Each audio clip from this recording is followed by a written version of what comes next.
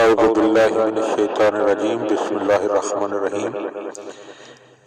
حضرت امام حسن مجتبیٰ علیہ السلام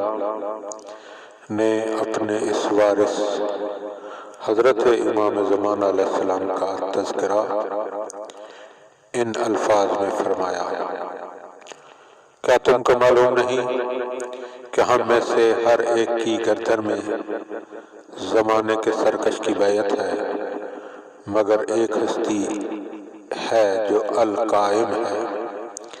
جن کی ابتدا میں روح اللہ معتبر بنا دیا۔ عیسیٰ ابن مریم علیہ السلام نماز پڑھیں گے، بے شک خدا بند عالم ان کی ولادت دین کی گواہی دیتے ہیں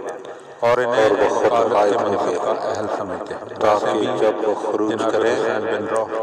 ان کی گردن کسی کی بیعت کا قلادہ نہ ہو۔ موافق و مخالف اور وہ میرے بھائی کی دانشانی کے علی علیہ السلام کے ان کی مقبولیت نامے بیٹے اور لوگوں میں بلند مقام تو سب ماؤں کے سردار نائب کی وفات سے پہلے بیٹے امام زمانہ علیہ السلام کی طرف زمانہ غیبت میں ان کی عمر طویل ہوگی،